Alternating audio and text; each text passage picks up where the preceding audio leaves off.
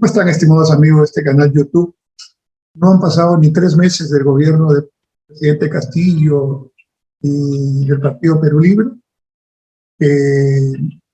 Estamos ya en una división clara de la bancada que el Perú Libre tiene en el Congreso. Una división que parece se concretará en los próximos días, que no signifique que ambos grupos dejen de pensar en la Constitución nueva, en la Asamblea Constituyente, en la segunda reforma agraria o en la nacionalización del gas peruano, estas ideas que tienen y que además del titular no explican cómo van a materializar, ¿no? No significa que estén cambiando esa posición, pero sí significa que está, digamos, en una disputa de poder, ¿no? Claramente el Partido Perú Libre, con su secretario, el señor Cerrón, trata de dominar el manejo del gobierno, cuando él no ha sido elegido ni presidente ni nada, ¿no? Y esto se aprecia en la discusión que hay por los integrantes del nuevo gabinete, donde, por cierto, hay personajes que están vinculados al señor Cerrón, nada menos que el ministro del Interior, que ha sido su abogado. Entonces, no podemos decir que no hay personas cercanas a la línea de Cerrón y a los criterios radicales que maneja Perú Libre en el gabinete de la señora Vázquez. Pero, claramente, la salida de Bellido y la salida del ministro de Trabajo han sido, desde el punto de vista político, tomadas como digamos, aspectos que van en contra del deseo de Cerrón y sus seguidores más cercanos en Perú Libre. Y es lógico porque quien toma las decisiones, quien las debe tomar, es el presidente de la República. Así lo dice la Constitución y así lo dice el sentido común. Pero justamente lo que habíamos estado viendo con la demora en cambiar al señor Bellido, que era ya inmanejable que pudiera seguir algunos días más, ¿no? Estábamos viendo, digo, que el presidente Castillo no tomaba decisiones. Y yo insisto en lo que he dicho en otro video, no es que el presidente Castillo no piense en el fondo como el señor Cerrón o el señor Bellido, simplemente se da cuenta que si sigue presionando de esa manera, pues va a tener posibilidades de llegar a situaciones extremas que incluso pueden comprometer su propia estabilidad en el gobierno, por si acaso dentro de la Constitución y dentro del marco jurídico y democrático. Tiene pues mecanismos de defensa cuando alguien quiere abusar o cuando alguien quiere, digamos, pretender forzar la ley de la Constitución o perpetuarse en el poder, por ejemplo, ¿no? Entonces, el que el señor Castillo incluso haya decidido finalmente cambiar al señor Bellido y poner otro gabinete con una cierta posibilidad de respiro, ¿no? Respiro político me refiero, no significa que haya dejado de tener las ideas que tiene. Entonces, simplemente, como he mencionado ya en reiteradas oportunidades, lo que creo que están haciendo una nueva estrategia dentro de las circunstancias, dado que no les funcionó en los primeros 3 meses lo que habían pensado que iban a hacer. Ahora bien, la división que hay al interior de Perú Libre reflejaría además el intento del presidente Castillo con sus congresistas más cercanos, llamados castillistas ahora, ¿no?, de formar una bancada propia, pero sobre todo de formar un nuevo partido que está en proceso, que sería el partido de los maestros, de los profesores, ¿verdad?, que siguen a Castillo y que tendría por objetivo que el propio presidente milite en ese partido y sea ya la fuerza política del presidente y no el Partido Perú Libre que albergó a Castillo en esta última campaña electoral y que le dio llegar al poder. Entonces, lógicamente, los dirigentes de Perú Libre, quienes no concuerdo para nada, están pues sintiendo que están perdiendo peso porque el presidente Castillo está haciendo su propio camino. Pero repito, no significa esto, no nos confundamos, no nos equivoquemos, que el presidente Castillo está cambiando de opinión. Siempre quiere hacer la reforma constitucional, la asamblea constituyente, la segunda reforma agraria, la nacionalización, entre comillas, nacionalización del gas peruano y otros temas más que estamos viendo forman parte de su agenda. Digo de su agenda porque esa no es la agenda del Perú, ¿no? No es la agenda claramente de la mayoría de los peruanos. Será pues la agenda de un grupo de los peruanos quizás los que votaron por él en primera vuelta, más o menos del 14% del total de votantes del Perú, pero más del 80% con seguridad no tiene esa agenda como prioritaria. Y otros temas sí. Primero, vacunarse. Segundo, bueno, recuperar su empleo, generar ingresos para su familia y tener salud preventiva, educación de calidad. En fin, entonces la división de Perú Libre no nos debe confundir, pero sí nos debe recordar que siempre las políticas de la izquierda peruana han tenido una gran dificultad para hacer un trabajo unitario, ¿no? Yo tuve la suerte de conocer a Alfonso Barrantes, quien fue el único dirigente de izquierda que logró por un tiempo corto, el tiempo que pudo dirigirla, después ya cuando él ya no estaba, pues simplemente eso ya no se pudo hacer, justamente un intento de juntar las fuerzas de izquierda radical y menos radical alrededor de su figura. Y ese fue justamente el Frente Izquierda Unida. Barrantes, y su carisma y su liderazgo, era una excelente persona. Repito, lo llegué a conocer de cerca y yo respeto democráticamente a todos quienes tienen ideas valiosas, quienes son honestos, no solamente en el sentido de la honestidad, de ser transparentes, de no entrar en circunstancias irregulares ni delitos, sino también honestos intelectualmente, ¿no? Y que tienen además la responsabilidad, la seriedad de poner a sus frases y a sus ideas argumentos, estudios, casuística, y no entrar en populismos o demagogias que sin duda hacen mucho daño, no solamente a quienes finalmente lo practican, sino al pueblo, a quien supuestamente van a beneficiar con esas políticas. Entonces, los tiempos de Alfonso Barrantes ya no volvieron, y nunca más la izquierda pudo juntarse, están divididos en diferentes grupos, cada uno peleándose con el otro, pero sobre todo, además de las peleas y la división, con una visión del mundo y del Perú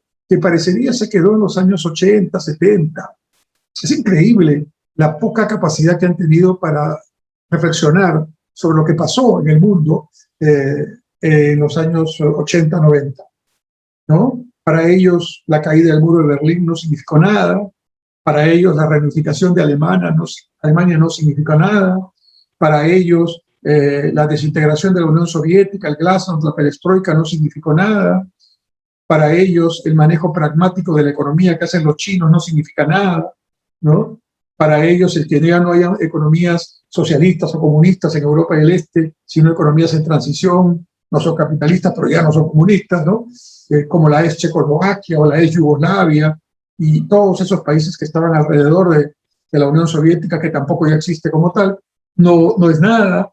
Entonces, no entiendo esa superficialidad y esa irresponsabilidad en el manejo político, un infantilismo político muy grande, con una falta de inquietud, de revisión, de estudio mínima, de seriedad, porque se puede tener diferencias sustantivas, pero hay que estudiar, hay que prepararse, hay que ver la casuística mundial y la propia casuística nacional. No podemos estar en una discusión meramente ideológica, y menos en una discusión ideológica que no tiene sustento práctico en base a la realidad a quien dicen quieren beneficiar. Me refiero a la población más vulnerable, a la población más pobre. La población más pobre finalmente es la que sufre más con estos experimentos que ya nos han enseñado en el Perú y en el mundo que no funcionan. Pero los comunistas tienen ese problema, ¿no? Tienen ese problema, tienden a dividir, tienden a generar su propia conducción dialéctica de contradicciones y de unidad y lucha de contrarios. Eso que estudiaron y que aprendieron en algún momento, y que mientras estaba la Unión Soviética y otros países comunistas vigentes, pues era una alternativa, era un paradigma que se seguía. Pero ahora, ¿cuál es su referente? ¿Cuál es el referente mundial de estas posiciones tan curiosas de izquierda radical en el Perú? ¿Cuáles son? ¿China? Ya quisiera que piensen como los chinos, como Deng Xiaoping, ¿no? Y sean pragmáticos, como para señalar que no importa el color del gato, sino que cazan ratones, o para señalar que hay en una sola China y dos economías, o como para crear provincias especiales para que vengan todas las inversiones extranjeras que quieran y no las espanten como lo intentan hacer ideológicamente aquí nuestros radicales de izquierda peruanos, ¿no? Entonces, el tener una inquietud social, que es absolutamente, digamos, loable, que todos debemos tenerla, ¿no? No da derecho a plantear cualquier cosa. El tener una inquietud social no significa que tienes la verdad. El tener una inquietud social desde el punto de vista de la izquierda radical peruana no significa que lo que dicen ellos es lo que hay que hacer. El tener una posición radical de izquierda no significa que todos los que no piensan como ellos simplemente son de derecha, capitalistas, oligarcas y todos los adjetivos y calificativos con los que acostumbran a hablar. El tener una posición de izquierda significa una responsabilidad. Hay gente intelectual y algunos pocos políticos que yo respeto, que sí tienen esa vocación social y tienen esa ideología y tienen esa manera de pensar. No tan, digamos, clara en cuanto al qué hacer, pero por lo menos más seria en cuanto al diagnóstico y en cuanto a los planteamientos de línea de base. Pero lo que vemos, evidentemente, en los últimos años en el Perú es mucha mediocridad. Disculpen ustedes, pero mucha mediocridad. Mediocridad junto a ignorancia genera tremendos problemas cuando esto implica creer, además, que tiene la verdad en sus manos y por lo tanto aplicar o intentar aplicar políticas que solamente generan más problemas, ¿no?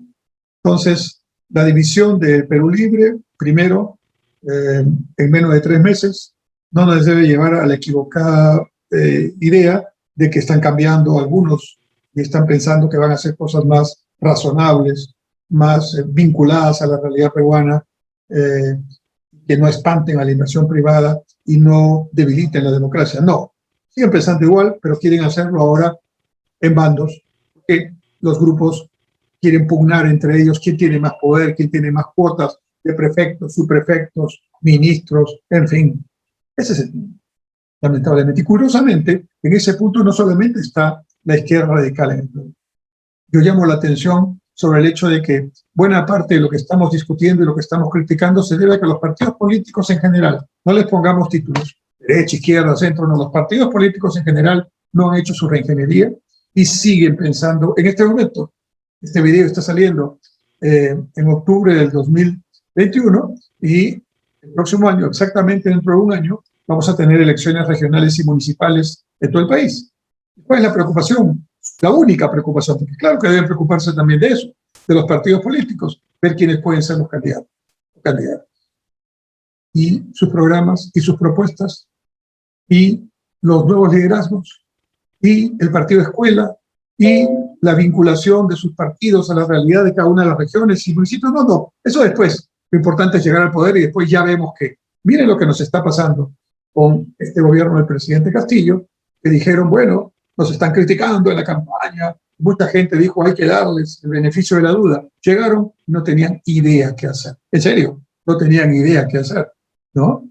4, 5 frases de campaña, pero ya sentarse, firmar un documento, hacer una asignación de recursos, devengar un fondo, priorizar un proyecto, juntar posiciones y coordinar una acción multisectorial. Ah, no, ya eso es para los técnicos. No, señor.